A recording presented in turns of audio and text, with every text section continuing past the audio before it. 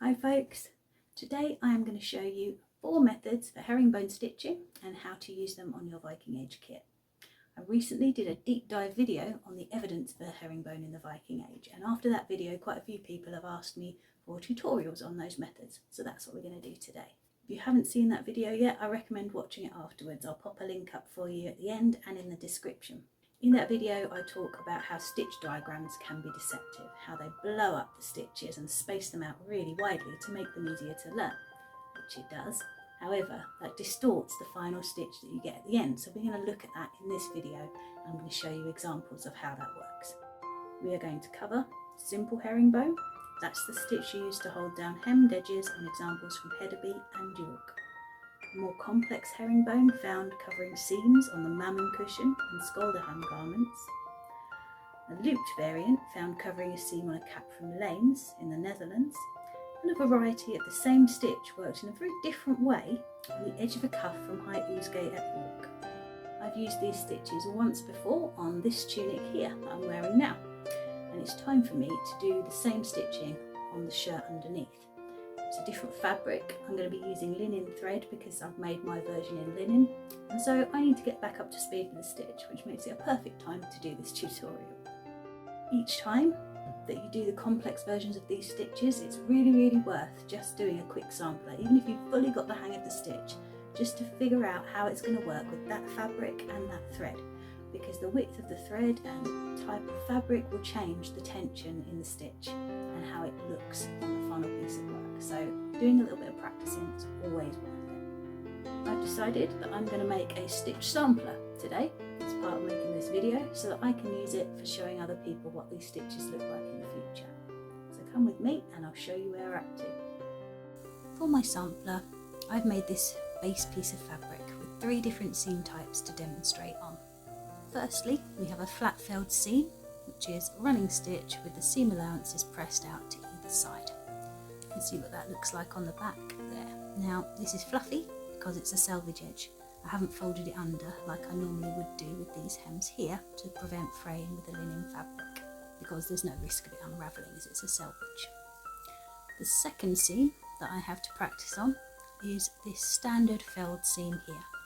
This is a type of seam that I'm going to be making my stitching over when I'm doing my tunic, so I've made one of these to practice on.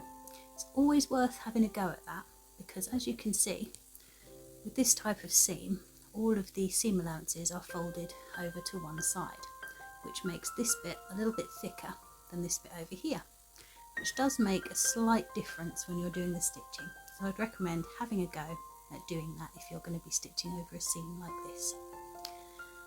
Lastly, I've edged the whole sampler with a double turned hem, because 2 of the stitches we're going to be looking at are hemming stitches. Now, you won't need to do that when you're practicing, but you can do and make yourself a little hem if you want to feel what it's like to work over one. I've tacked this down with a whip stitch. If you're using the simple herringbone for hemming, you won't need to do this because that's the purpose of the stitch. However, for demonstration purposes, I've just done that quickly so I'm not fighting with pins and clips while I'm showing you what we're doing. Now, you do not need to make anything like this to practice these stitches. You can just grab a scrap of your fabric and some of the thread you want to use and have a go. And that's exactly what I did first. And my first go looks like this. Complete chaos, as you can see. Multiple attempts in different widths, different thicknesses of thread, extremely messy, full of mistakes, and that's what it's for. You can see here, this is the first go that I had at doing one of the stitches, and that's just using a single thread of linen for that one. I decided I wanted something a little bit chunkier, so I moved up to doubled for the next lot of tries.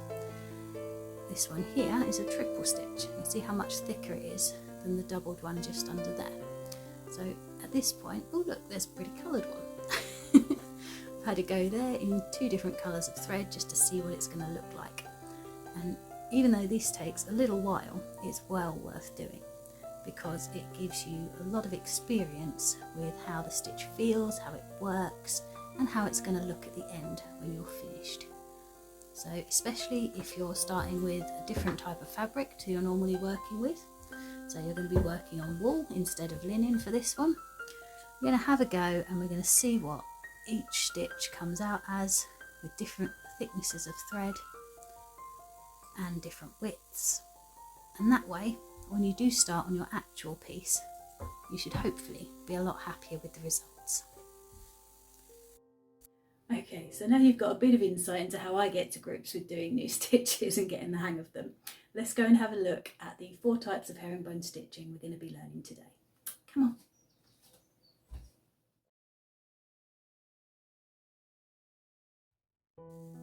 on. Okay, we're going to start with the simple herringbone stitch. This is the one found holding down a hem on a smocker fragment at Hedeby, where the herringbone crosswork is over the inside of a hem. So it would be holding down the raw edge like that in wool, or a turned edge if you're using linen. It was also found on a fragment of a hemmed garment from 6 to 8 pavement at York, again with the herringbone on the inside. For this part of the tutorial, we're just going to work it flat so you can see the shape of the stitch. We're going to start the work from the back, coming up on the bottom left. Now, I'm using here a very non-authentic thread, just to show you the way that the stitch works. So if you were doing this really on linen, you'd be using a linen thread. If you were working on wool, usually a wool thread, but also you can use linen on wool as well. So you're going to come up diagonally for the first part of the stitch. Now, I've marked some squares here with little dotted lines in the middle, just to help me paste the stitch nicely. Obviously you don't have to do this on your work, but when you're learning, it's a really handy way to get the shape of the stitch in your brain. So you come across 1, 2. So in this little square, you're going to come up to the top right and pierce your fabric. To come up and out to the front of the work again, you need to come up about halfway across the square, like this.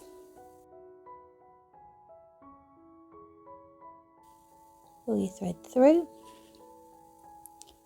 and then for the next part of the stitch, you're going to come diagonally down to the right, and you're going to pierce your fabric halfway through the next square. Come back half a square to come out to the front of the work, pull your thread through. And that's one set within the stitch. Your next one, do exactly the same again. Take your needle, come diagonally 1 square, pierce your fabric, go backwards half a square,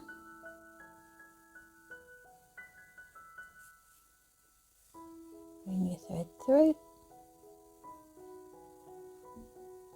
and to finish the stitch again, you're going to come diagonally a whole square down to the bottom right. So you're halfway through this next square.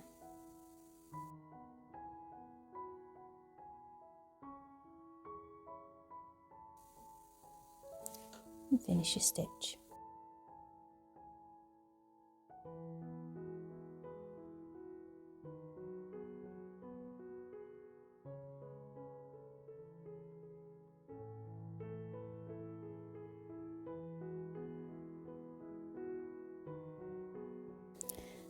What you can see starting to appear is these cross stitches. Your middle of your hem, turned hem, would be underneath this here. So you can see you've got a lot of stitching holding that hem down. In a moment, I'm going to show you this worked on the stitch sampler, much smaller, and then you can see how it will look on an actual hem. But for now, we're just going to do a few more of these before we move on.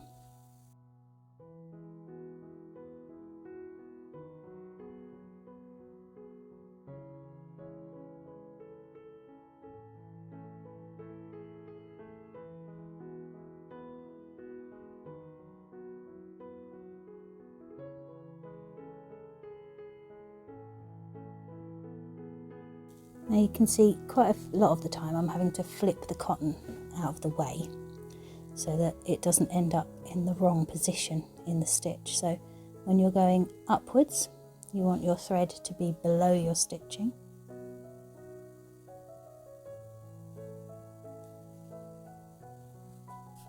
that when you come through, you're clear to go over the top for the next one. To make sure you don't end up coming the wrong way through that thread, just keep it up the top there.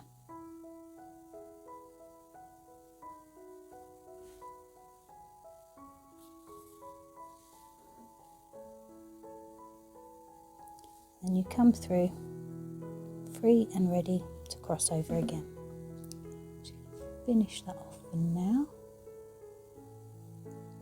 So you can see that each cross is just slightly along from the next one. Don't need to overlap. Some people will spread this stitch out more and make their crossed pieces smaller, but I think if you're trying to use it for hemming, the more even you can get it, the better, because it will hold down that hem more neatly. Okay, now let's have a look on the stitch sampler. Okay, we're now ready to do our piece on the sampler. Now first of all, I'm going to show you how I start off the stitch fairly invisibly. So we're going to start here. What I'm going to do is I'm going to bring my thread in a little way away, hide the tail inside the hem so I don't have to do it later. I'm just going to come up just here. I'm going to draw the thread through until it's just inside, and then I'm going to make a tiny little knot to secure it to start the stitch. You don't have to do this, this is just the way that I do it, so I'm happy with the results. Now we're going to start our stitch again from the bottom left. So I'm going to come up here. Sorry about that. Ready to begin the stitch. Now here we don't have the squares before, so we're going to just do approximate squares. That's a square. I'm going to come in about here. I'm going to come back half a square.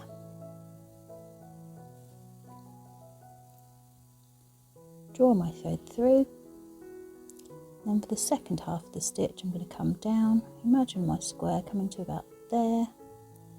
And come back. Now with a hem like this, you don't actually need to go all the way through to the right side of the fabric.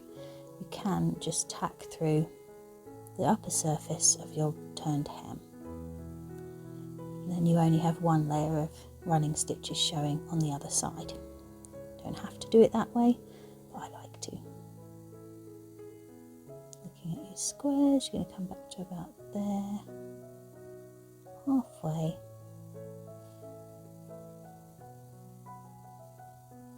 And come through.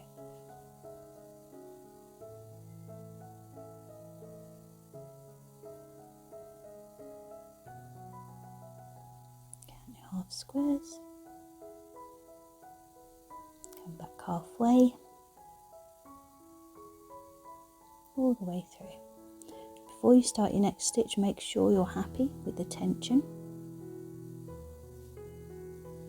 Move your thread out the way and carry on.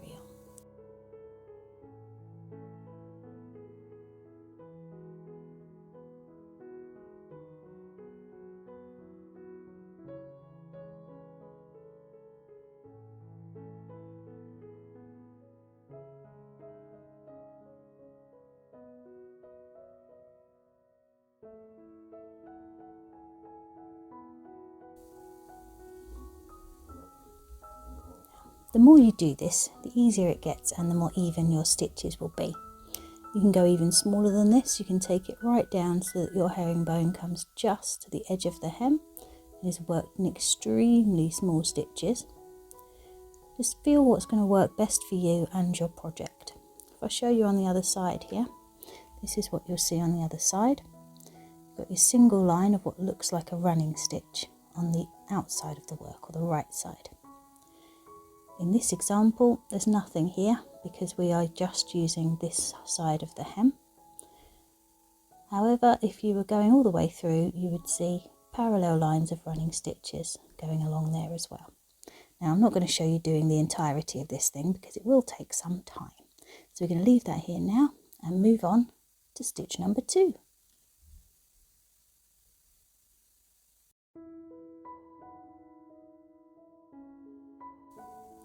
Stitch number 2. The second technique that we're going to cover today is a more complex version of herringbone that's been found at Mammen, covering the seam of a cushion and around the necklines of the Skjoldehamn tunic and shirt. In both examples, the finished line of stitching is only about 3 millimeters wide. Now it's worked at 90 degrees to a simple herringbone. So instead of working horizontally along the work like this, you're going to actually be working vertically. The midline of the stitch is the seam line. You can see that there. And on the back of the work, if we turn it, all you can see are the single passes. They work over the stitch and they're holding that seam nicely together. Here's where I can show you something about how the stitch diagrams are deceptive, because I'm going to pop the stitch diagram up there so you can see it as we work. I'm going to work this stitch quite openly just to get the hang of the steps following this diagram from Lovelace's thesis. And the first few stitches can be tricky as you don't have the stitches above to guide you, but this does get easier with practice. The stitch is formed in 2 halves, 2 sets of movements which repeat to build up that braid-like embroidery. To start off with, bring your needle up, fix it underneath and bring it up to the front of the work. Each step consists of a diagonal sweep over the seam at the front and then a smaller horizontal stitch which is only seen on the underside. That's those diagonal lines I showed you before. Begin on the top left and come down diagonally about 6 thread widths. So for us in this instance it's about the same as the needle. So 1, 2, 3, 4, 5, 6. So on an actual piece that would be about there. But as we're following the diagram, we're just going to make it random at this point, just to get the pattern of the stitch. So you put your needle down through the fabric and then make a 90-degree stitch behind the seam. This will be the seam here. And bring your needle through.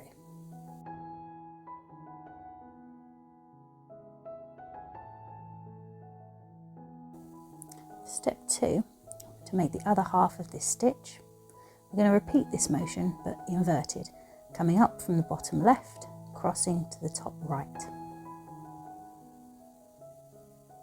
When you do this part, you're going to come down a little bit below where you started, put your needle in, come out on the same line vertically as you have before.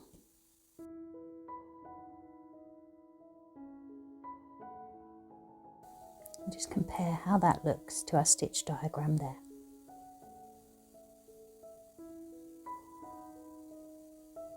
What you've completed there is 1 full stitch of this stitch type. To start the next set, we're going to repeat as we did before. We're going to come down diagonally, piercing the fabric 2 thread widths below where we started, because as you work the stitch further down, you're going to be coming up between stitches you've already done. So you don't want to do this one directly below. You want to leave a gap. So we're going to go in again and come across 90 degrees, parallel to the stitch above. Keep your tension nice and even. If it's too loose, you'll end up with wibbly wobbly stitches like there's one at the top here. If it's too tight, what you end up doing is puckering the fabric. You can see there, that's making the fabric curve in like that. You don't want to do that. You want to keep your tension nice and flat and even. And this takes a little bit of practice, but it gets easier. And so again, we're going to come up to the top right, between where we were before,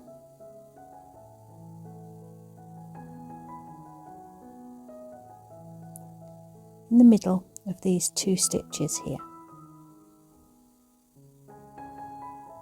Across 90 degrees.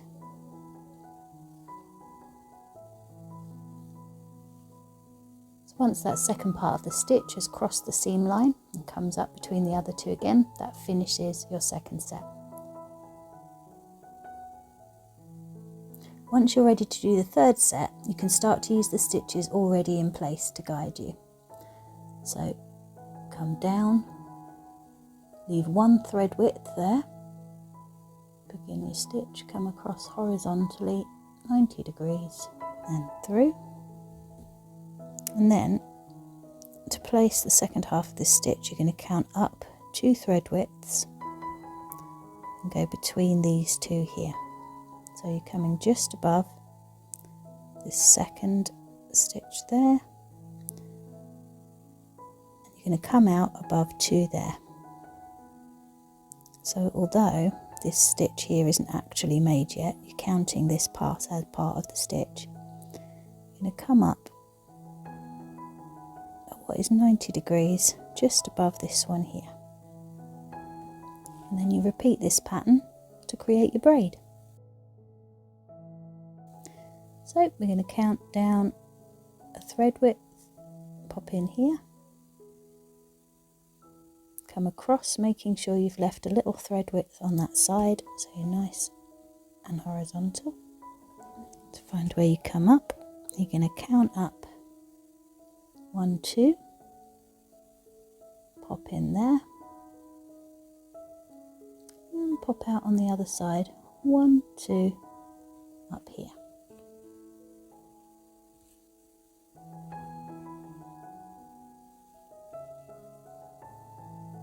Now you can see already that this has changed completely from the top, because these are all very widely spaced, just as we were starting to learn the passes.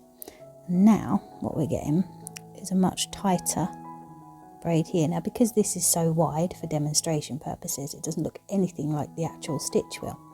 So now we're going to switch to our sampler and I'll show you what it actually looks like on the fabric. Okay, we're now ready to start working on our sampler. So once again we're going to start on the top left. Now because I'm working on linen here, I'm using linen thread for this embroidery, and what I've done is just double it up for a little bit more thickness for this one, because that's how I prefer the final stitch to look. Now we're going to start here, coming down about 6 thread widths, just to give us our starting point. These ends always look a little bit untidy, but do your best to get it as neat as you can. 3, 4, 5, 6, about there for my first pass. Come across 90 degrees.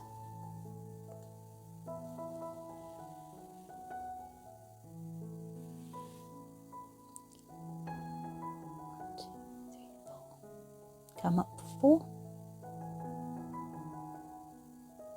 and across 90 degrees again. I want to come out about 2 thread widths under your first pass.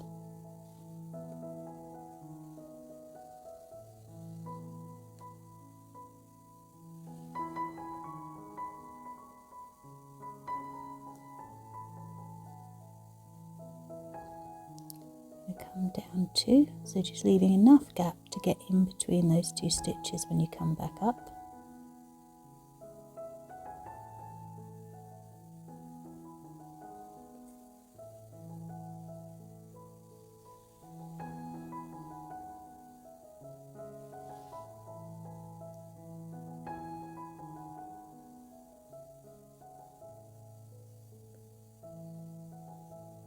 So you come up to there.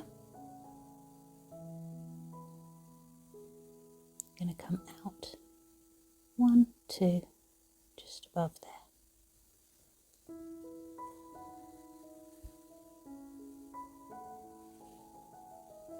Now I'm going to do a few more, and I'm going to speed it up so you can see this braid-like structure taking shape.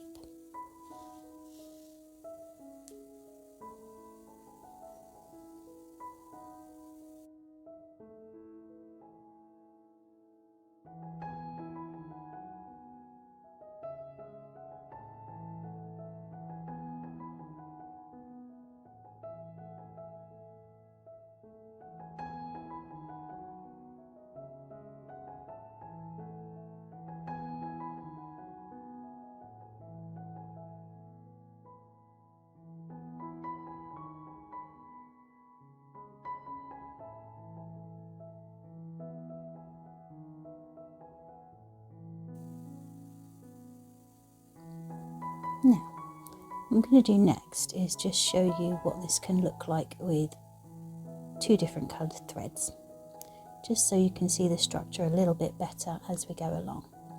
So give me a moment and I will be back. I just need to do one more stitch to prepare, because when you're going to do it with alternating threads, you stop halfway through the second stitch. So this is part 1 of the stitch, the diagonal line followed by the horizontal pass behind. And then what we do is come up, go inside for the first half of the second part, then we're going to stop, because now we need to fix our next part of thread to the back. I'll be back when I've done that. Okay, so I've got a second needle to do this part with. Both needles will stay threaded throughout the process. So what I'm going to do is come up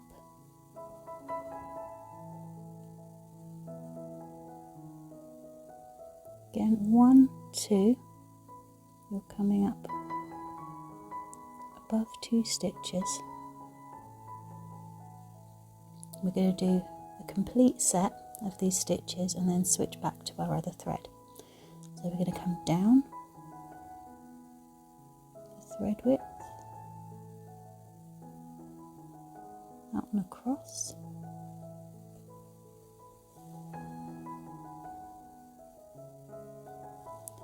and then we're going to go 1, 2, in again, and this is the point at which we switch back to our other thread.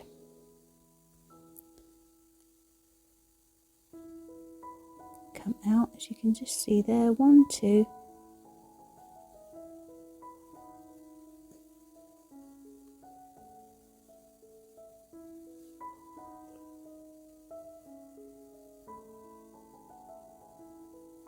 count down a thread width,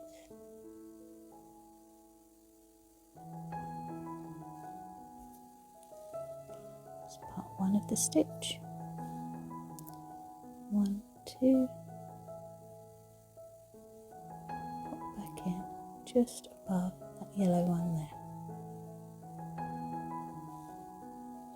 Instead of going all the way across to complete that round of the stitch, we're going to switch back to the yellow thread again, count up 1, 2, we're going to come out here just below the brown, just above the yellow.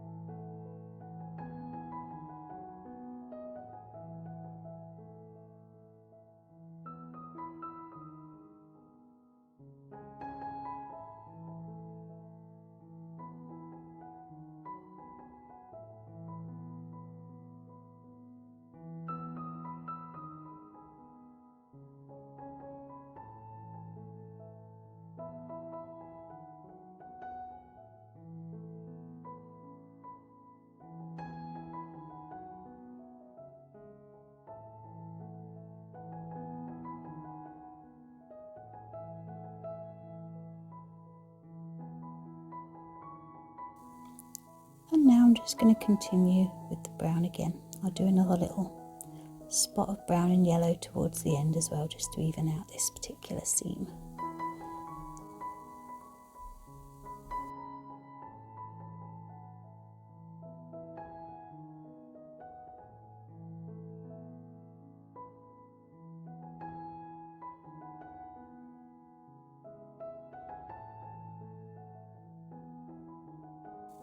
And again, as I've said before in my videos, don't panic if it goes a bit wrong. You see there's a little stitch there that's just a bit out of place.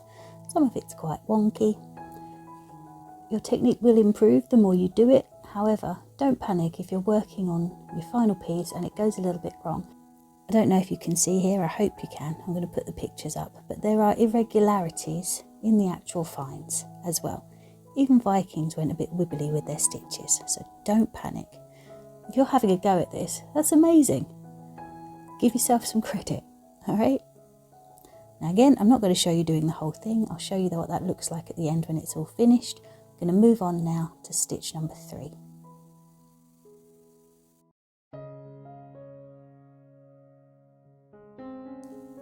Stitch number 3. This third technique is not a true herringbone, but a type of looping stitch which closely resembles the complex herringbone we've just learned in terms of the final braid, but it does create a slightly denser, taller braid structure than the previous stitch. This is a type of stitch found recovering the seams of a pillbox cap from Leens in the Netherlands, and on that example there's actually a little row of stem stitches either side, and we'll talk about stem stitching in another video. Now you can work this stitch in 2 ways. This number 3, this is the first one, this is where we learn the technique. Number 4, which we're going to do afterwards, is a slightly different version. This stitch is usually worked along a seam as decoration and reinforcement. We're going to show you it loosely worked as it looks in this stitch diagram, and then we'll work it properly on the sampler. So to start the stitch, you need to make a fixing loop with a gap wide enough to get at least 2 threads in.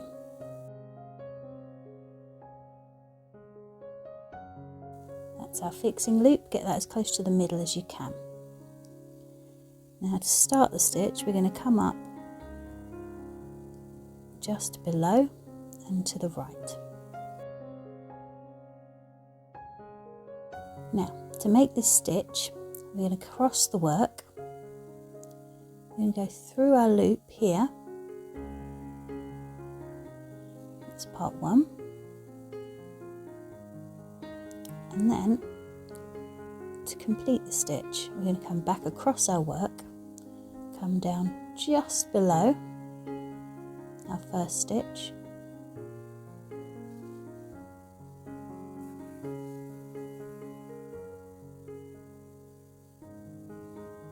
making a nice cross at the top there. We're going to come out again just below where we started. Now I'm leaving a bit more of a big gap here because we're just learning the basics of the stitch, and to show you that this is what the stitch diagram is telling you to do, and we'll see the difference when we work on the sampler. So for the second stitch, you're going to go back through the loop again,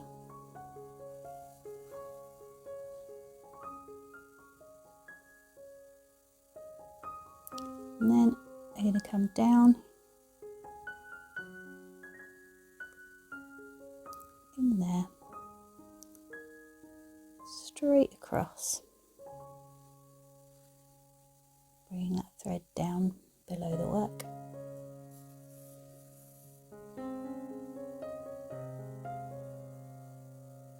To make the second part of the stitch. Now this one's actually easier to work horizontally. When we did this last one, it's easier to keep the work vertical. But again, with this one, we're going to go sideways. Now, what we've got here is our first 2 stitches through the loop. Now, what we're going to do here is we're going to come in. Instead of going through the loop, we're going to go behind these 2 stitches that we've just made. Keep our tension nice so that the middle of the braid stays along what will be the seam line. Your seam line will be the middle line here. Then we're going to come back down just as we did before, go in and through to return to our starting position. Make sure your tension's nice and even. Now for the next one, we're going to come back behind the stitch and through. Second half of the stitch back down, out to the other side to return to our starting position. What you end up with is this lovely plait-like structure here. For our next stitch, again, count up 2, go in behind.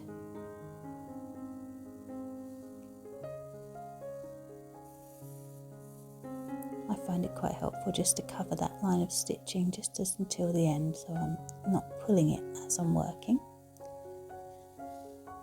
Bring your thread over out the way. Make your parallel stitch across.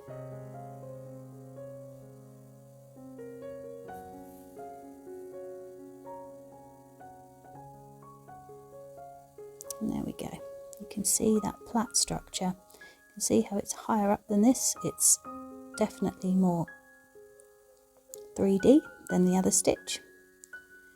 You just keep working in that fashion and you have your loop stitch. Now I'm working this very far apart as the stitch diagram is showing, but what you're going to see when we move onto our sampler is what that looks like when it's coming in a lot closer here. So let's go and have a look at that now. Okay, we're back at our sampler and we're now going to work this looped type of herringbone over the seam. Now you can see here I've drawn my lines either side. They're actually a little bit wider than the final stitch is going to be, because I'm going to use that line to whack a little line of stem stitching in at the end, just to make this a more accurate recreation of how the stitch was found on the Leens cap. So for now, what we're going to do is use just the inside of these lines as our guide. We're going to try and leave those untouched. So you can see there I've got my little loop at the top to start my stitch with. I'm going to turn the work. I'm going to go in through the loop,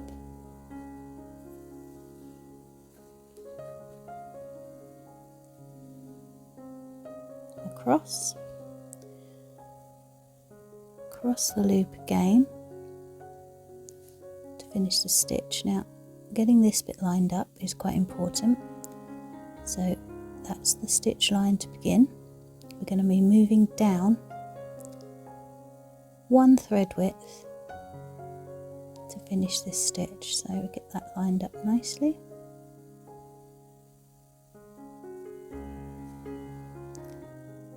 We're going to move our thread over so that it's in the right orientation when it comes through.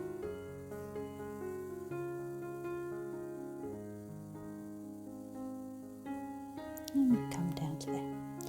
So second stitch again through the loop that we made at the top.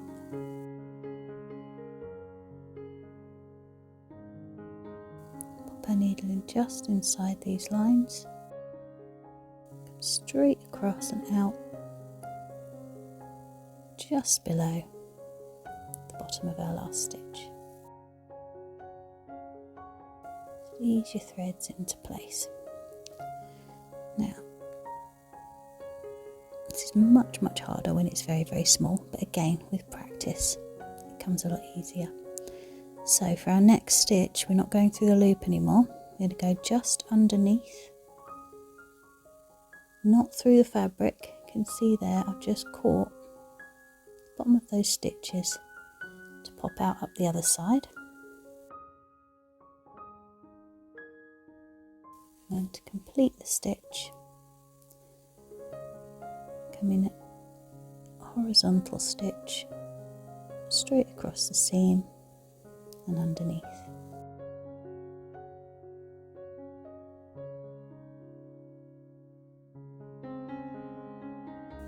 I'm going to count back 1, 2 to go inside, pop out the other side there.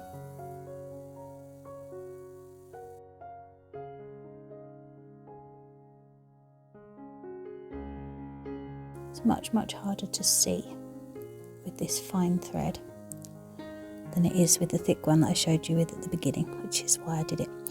But we're just going to keep working, coming back to, going through the stitch, the other side, and back down again.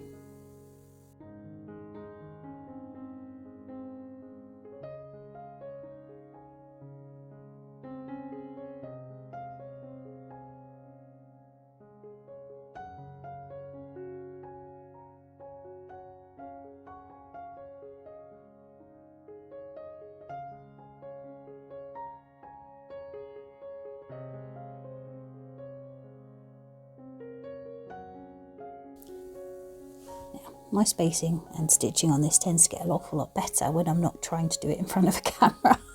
So I'm going to go away, I'm going to finish that line off, and then I will show you what that looks like finished at the end. And we are now going to move on to the hemming stitch version of this stitch, and you'll see what I mean in just a mo.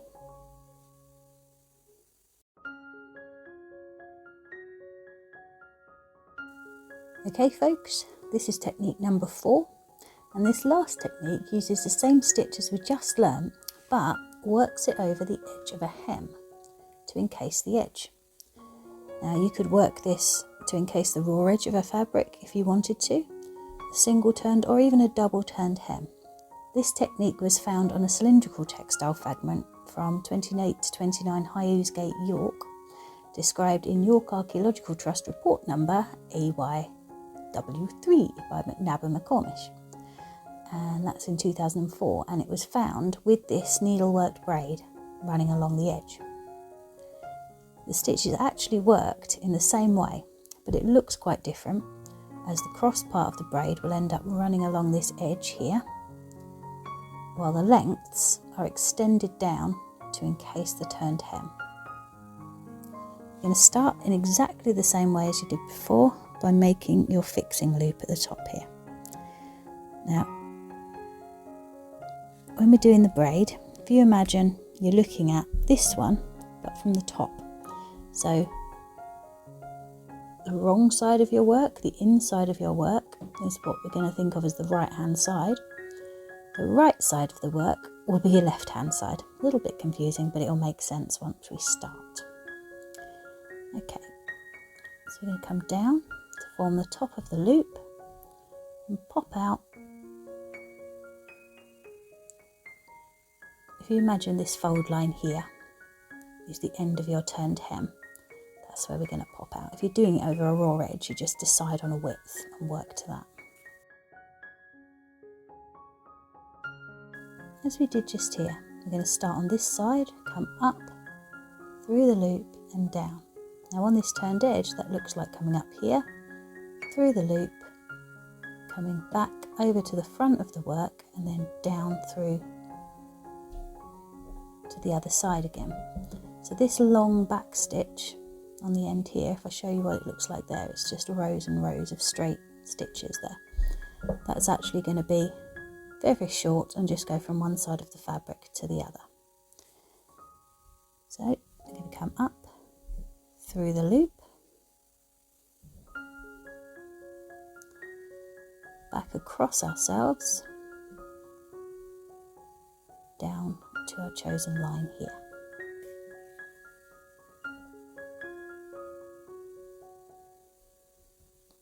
Because we've made that complete back stitch with one stab here, we don't need to do anything else. We are back to our starting position. We're going to come up again, through the loop,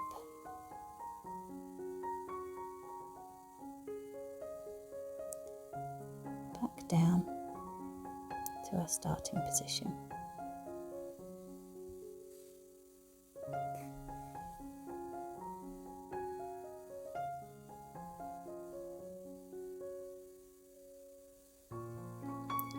Now, as we did before, instead of going through the loop, we're going to go through bottom underneath of the braid structure there to carry on stitching.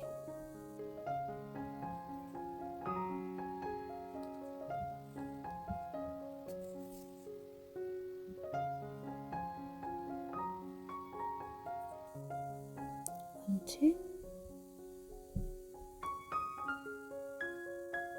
Through under the braid, not piercing the fabric.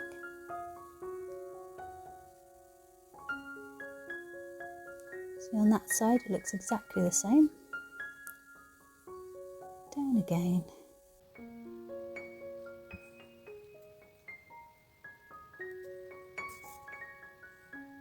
What you're going to get as you work along is this braid here forming along the edge of the cuff there to offer quite a bit of protection.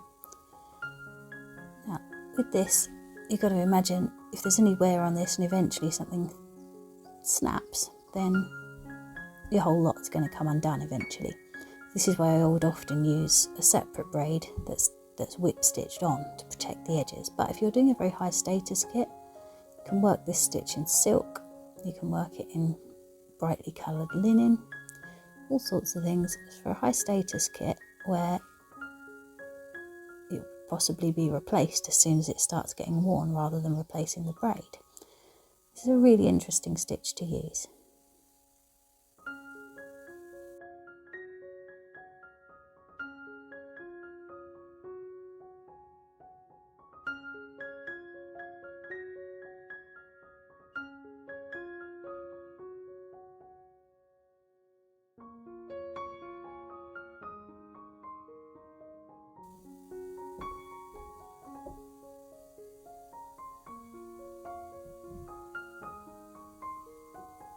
You can see there that braid structure is forming nicely. So let's go and have a look at it worked in linen on the stitch sampler. Okay, now we're going to work this on our sampler. So you can see there I've got my loop in place ready. Starting with your thread on the back of the work at the bottom of the seam there. So we are going to come through the loop.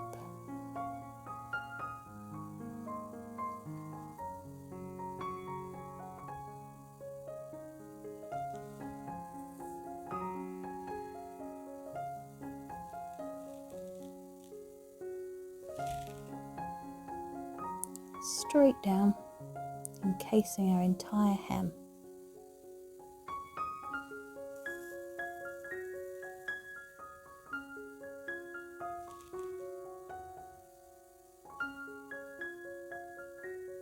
Again through the loop.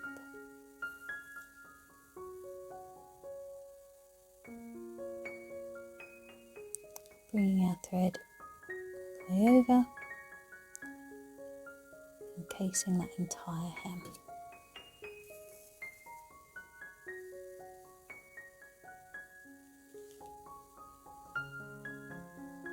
Getting the tension right at this stage is important, so just make sure you're happy before you start working through your braid.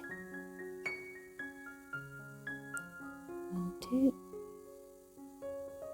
straight through.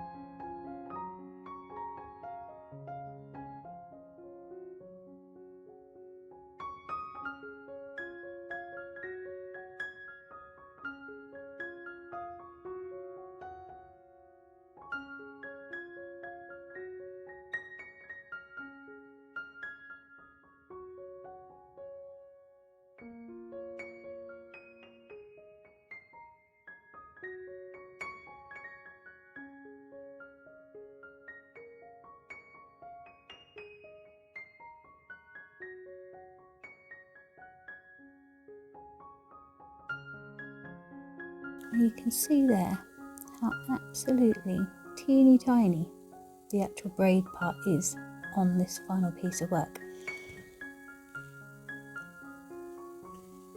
This is the stitch worked over a seam. This is how it looks on an edge. Quite different, but exactly the same technique, just worked in a different way. So I'm going to go away, I'm going to finish all of this stitching up, and I'll be back in a little while to show you what it all looks like at the end.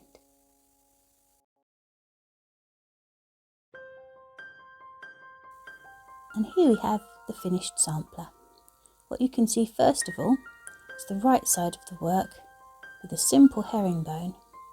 All you can see there is those little running stitches. If I turn it over, here's the line of stitches at the bottom that we started with, fairly loosely worked, and then at the top you can see those stitches worked just along the hemline, as I talked about in that section as well.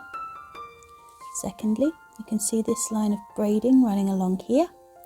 This is the second stitch that we learned.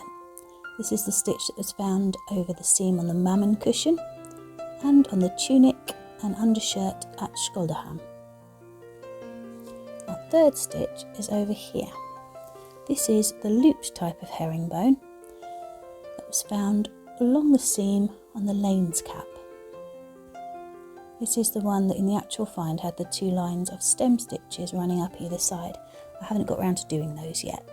And finally, along here, we have the version of the same stitch worked over the edge of a hem. You can see here how it entirely encases that turned edge. And the braid-like structure, instead of running along the fabric flat, runs right along the edge of the hem, and that will take the wear. And we are done! I now have a stitch sampler that I can use to help other folks in their journey towards making Viking age kit, and you can do 4 different types of herringbone stitch that are well evidenced in the Viking age that will decorate and strengthen your kit. Lovely!